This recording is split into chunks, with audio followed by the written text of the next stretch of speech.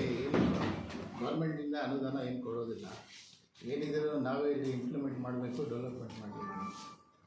ಆದ್ದರಿಂದ ನಾವು ಇವಾಗ ನಮ್ಮ ಕೂಡದಲ್ಲಿ ಸುಮಾರು 30-35 ವರ್ಷದಿಂದ ಏನು ಕೆಲಸ ಆಗಿರಲಿಲ್ಲ. ಇವಾಗ ನಾವು ಲೈಟ್ ಕೆಲಸಗಳು ಮಾಡಿದ್ದೀವಿ. ಈ ಡ್ರೈನೇಜಸ್ ಏನಿದೆ ಅದು ಎಲ್ಲ ಸುಮಾರು ಜಾಸ್ತಿ ದಿವಸಕ್ಕೆಲ್ಲ ಜಾಮ್ ಆಗಿಬಿಟ್ಟಿದೆ. ಅದೆಲ್ಲ ಕ್ಲಿಯರ್ಸ್ ಆಗ್ತಾಯಿದೆ. ಆಮೇಲೆ ನೀರು ವ್ಯವಸ್ಥೆ ಇರಲಿಲ್ಲ. ಲೇಔಟ್ ಆಗಿದ್ದಲ್ವ, ಆವಾಗಿಂದ ಟ್ಯಾಂಕ್ನಲ್ಲಿನೇ ಹೊಡಿತಾ ಇದ್ದಿದ್ದು. ಇವಾಗೆಲ್ಲ ಪೈಪ್ಲೈನ್ ಆಗ್ತಾಯಿದೆ. ಎಲ್ಲ ಒಂದು 15 ದಿವಸದಲ್ಲಿ ಎಲ್ಲ ಕಂಪ್ಲೀಟ್ ಲೇಔಟೆಲ್ಲ ನೀರು ವ್ಯವಸ್ಥೆ ಕ್ಲಿಯರ್ ಆಗ್ತದೆ. ಆಮೇಲೆ ರೋಡ್ದು ನಾವು ಆಲ್ರೆಡಿ PWD ಅವ್ರಿಗೆ ಟೆಂಡರ್ ಮಾಡೋದಕ್ಕೆ ಕೊಟ್ಟಿದ್ದೀವಿ. ಈ 15 ದಿವಸ ಒಳಗಡೆ ಟೆಂಡರ್ ಆಗ್ತದೆ, ಎಲ್ಲ ರೋಡ್ಸ್ ಕ್ಲಿಯರ್ ಆಗ್ತದೆ.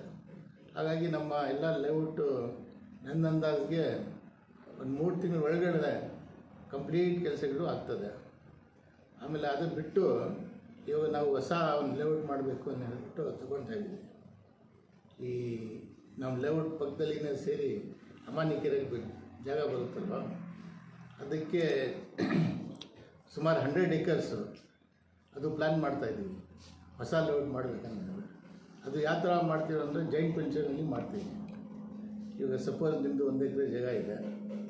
1 ಎಕರೆ ಜಾಗದಲ್ಲಿ ಎಲ್ಲ ರೋಡ್ಗಳು, ಪಾರ್ಕು ಎಲ್ಲ ಹೋಗಿ 20 ಸೈಡ್ ಬರುತ್ತೆ. ಅದರಲ್ಲಿ ನೀವು 10 ಸೈಡ್ ನಿಮ್ಗೆ ಕೊಡ್ತೀವಿ, 10 ಸೈಡ್ ನಮ್ಗೆ ಕೂಡ ಇಟ್ಕೊಳ್ತೀವಿ.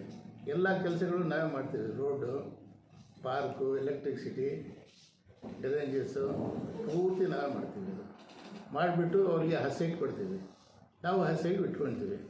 ಆ ಥರ ಜಾಯಿಂಟ್ ವೆಂಚರ್ನಲ್ಲಿ ಮಾಡಬೇಕಂತ ಹೇಳ್ಬಿಟ್ಟು ಪ್ಲ್ಯಾನ್ ಮಾಡ್ತಾಯಿದ್ದೀವಿ. ಆ ನಕ್ಷೆ ಕೂಡ ನಡೀತಾ ಇದೆ ಇವಾಗ ನಮ್ಮಲ್ಲಿ ಎಲ್ಲ. ಅದು ಒಂದು 2 ತಿಂಗಳ ಒಳಗಡೆ ಆಗ್ಬಿಡ್ತೀವಿ, ಸ್ಟಾರ್ಟ್ ಮಾಡ್ತೀವಿ. ಆಮೇಲೆ ರಿಂಗ್ ರೋಡ್ ಕೂಡ ನಾವು ಮಾಡಬೇಕಂತ ಹೇಳ್ಬಿಟ್ಟು ಪ್ರಯತ್ನ ನಡೀತಾ ಇದೆ. ಅದಕ್ಕೆ DPR ಮಾಡಬೇಕಂತ ಹೇಳ್ಬಿಟ್ಟು ನಾವು ಮಾಡ್ತಾಯಿದ್ದೀವಿ. ಇಷ್ಟಾಗಿ ಅದು ಮುಗಿಸ್ಬೋದು. ಅದು ನಮಗೆ ಗೌರ್ಮೆಂಟ್ ಅವರು ದುಡ್ಡು ಕೊಟ್ಟ ತಕ್ಷಣ ನಾವು ಆ ಕೆಲಸ ಸ್ಟಾರ್ಟ್ ಮಾಡ್ತೀವಿ. ರೈತರು ಜೂಮಿ ಕೊಡೋಕ್ಕೆ ಮುಂದೆ ಬಂದಿದೆ ಸರ್. ನಾವು ಕೆಲವ್ರಿಗೆ ಕನ್ವಿನ್ಸ್ ಮಾಡಿದ್ದೀವಿ. ಮತ್ತು ಇವಾಗ ಈ ಪ್ಲ್ಯಾನ್ ಮಾಡ್ತಾಯಿದ್ದೀವಲ್ಲ, ಅದರಲ್ಲಿ ಯಾವ ನಂಬರ್ ಬರ್ತದೆ ಅವ್ರಿಗೆಲ್ಲ ಕರೆಸಿಬಿಟ್ಟು ಮತ್ತೆ ಅವ್ರಿಗೆ ಕನ್ವಿನ್ಸ್ ಮಾಡ್ತೀವಿ. ಎಲ್ಲಿ ಲೊಕೇಶನ್ ಅದ?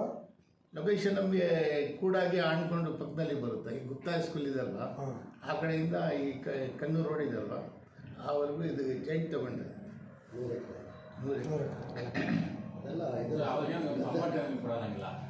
ಇಲ್ಲ ಅವ್ರಿಗೆ ಅನುಕೂಲ ಆಗ್ತದೆ. ನಾನು ಹೇಳ್ತೀನಿ ಕೇಳಿ.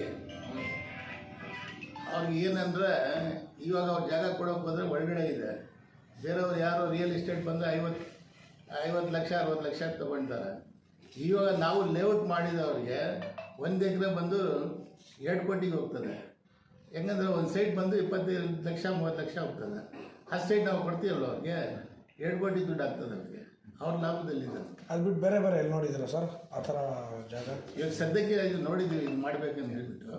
ಇದು ಆಗಿದ್ಮೇಲೆ ನೆಕ್ಸ್ಟ್ ಬೇರೆ ಕಡೆ ಹೋಗ್ತೀವಿ. ಮೂಲಭೂತ ಸೌಕರ್ಯ ಎಲ್ಲ ನೀವು ಹೊಸ್ಕೊಡ್ತೀರಾ? ಎಲ್ಲ ನಾವೇ ಮಾಡಿಕೊಡ್ತೀವಿ. ಅದೇ ಹೊಸ ಪ್ಲಾನ್ ಅದೊಂದಿದೆ. ಇದು ಆಗಿದ್ಮೇಲೆ ಬೇರೆ ಕಡೆ ನಾವು ನೋಡ್ತೀವಿ. ಇನ್ನೊಂದು ಇವಾಗ ನೆಕ್ಸ್ಟು ಮುಂದೆ ಕೋಲಾರ 5 ಕಿಲೋಮೀಟರ್ ಏರಿಯಾ, 5 ಕಿಲೋಮೀಟ್ರ್ ಇತ್ತು. LPA ಅಂತೀವಿ ನಾವು. ಇವಾಗ ನಾವು 12 ಕಿಲೋಮೀಟ್ರ್ ತೊಗೊಂಡಿದ್ದೀವಿ ಸರೌಂಡಿಂಗ್ ಕೋಲಾರ ಡೆವಲಪ್ಮೆಂಟಿಗೆ. ಸುಮಾರು 193 ಹಳ್ಳಿ ಬರುತ್ತೆ. ಮೊದಲು 33 ಹಳ್ಳಿ ಮುಂದೆ ಇತ್ತು, ಇವಾಗ 193 ಹಳ್ಳಿ ಬರ್ತದೆ. ಯಾಕಂದರೆ ಈಗ ನಾವು ರಿಂಗ್ ರೋಡ್ ಏನು ಮಾಡ್ತಾಯಿದ್ದೀವಿ ಅಲ್ಲಿವರೆಗೂ ನಮ್ಮ ಲಿಮಿಟ್ ಹೋಗ್ಬೇಕಂತ ಹೇಳ್ಬಿಟ್ಟು ನಾವು 193 ಹಳ್ಳಿ ಪ್ರಪೋಸಲ್ ಮಾಡಿದ್ದೇವೆ.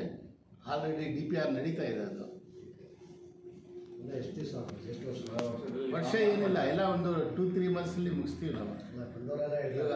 ರಿಂಗ್ ರೋಡ್ ಮಾಡಿಬಿಟ್ಟಿದ್ದೀವಿ ಅಂತ ಇದುವರೆಗೂ ಯಾರು ಮಾಡಿಲ್ಲ. ಇಲ್ಲ, ಅದಕ್ಕೆ ಗೌರ್ಮೆಂಟ್ ಅವರು ದುಡ್ಡು ಕೊಡಬೇಕು. ಇವಾಗ ನಮ್ಮಲ್ಲಿ ಕೂಡದಲ್ಲಿ ದುಡ್ಡು ಅಷ್ಟಿಲ್ಲ. ನಾವು ಇಲ್ಲಿ ಏನು ಕೆಲಸಗಳಿದೆ ಹಳೆ ಕೆಲಸಗಳು ಅದು ಮಾಡೋದಕ್ಕೆ ಕಷ್ಟ ಆಗ್ತಾಯಿದೆ. ಅಲ್ಲಿ ಕೂಡ ನಾವು ಮಾಡ್ತಾಯಿದ್ದೀವಿ. ಸುಮಾರು ಹಳೆ ಲೇಔಟೇ 2-3 ಮಂತ್ಸ್ನಲ್ಲಿ ಮುಗಿಸ್ತೀವಿ ನಾವು. ಆ ಲೆವೆಲ್ ತಂದುಬಿಟ್ಟಿದ್ದೀವಿ. ಅದು ಹಿಂದೆ ಒಂದು 3-4 ಜನ ಇದ್ದರು ಅಧ್ಯಕ್ಷರದು ಅವ್ರಿಗೆಲ್ಲ ಈ ಎಡ್ಜು ಮತ್ತು ಕೊಂಡರಾಜನಹಳ್ಳಿ ಹತ್ರ ಇದು ಸ್ವಾಗತ ಕಮಾನ್ ಹಾಕೋಕ್ಕೆ ಸುಮಾರು ಜನ ಮನವಿ ಮಾಡಿದ್ರು. ಅದ್ರ ಬಗ್ಗೆ ಏನು ಯಾರು ಆ್ಯಕ್ಷನ್ ಇಲ್ಲ, ನಾವು ಮಾಡಬೇಕಂದಿದ್ದೀವಿ. ಇದು ನೀವು ಏನು ಹೇಳ್ತಾ ಇದ್ದೀವಿ, ಇವಾಗ ನಾವು LPA ತೊಗೊಳ್ತಾ ಇದ್ದೀವಿ. ಇವಾಗ ನಮ್ಮದು ಏರಿಯಾ ನರಸಾಪುರವರೆಗೂ ಹೋಗ್ತದೆ, ಈ ಕಡೆ ವೇಮಗಲ್ವರೆಗೂ ಹೋಗ್ತದೆ, ಈ ಕಡೆ ಮುಲ್ಬಾಗಲ್ ಬಾರ್ಡರ್ ಹೋಗುತ್ತೆ, ಈ ಕಡೆ ಬಂಗಾರಪೇಟೆ ಬಾರ್ಡರ್, ಈ ಕಡೆ ನಮ್ಮ ಶ್ರೀನಿವಾಸಪುರ ಬಾರ್ಡರ್ವರೆಗೂ ನಮಗೆ LPA ಬರುತ್ತೆ. ಅದು ಬಂದಿದ ಮೇಲೆ ನಾವು ಆ ಕಡೆ ಹಾಕ್ತೀವಿ. ಇವಾಗ ಒಳಗಡೆ ಹಾಕಿದರೆ ಏನು ಸುಖ ಇಲ್ಲ. ಇದೆಲ್ಲ 2-3 ಮಂತ್ಸಲ್ಲಿ ಕ್ಲೋಸ್ ಆಗ್ತದೆ. ಆಗಿದ್ಮೇಲೆ ಅದೆಲ್ಲ ನಾವು ಮಾಡ್ತೀವಿ. Okay sir. Okay, thank you.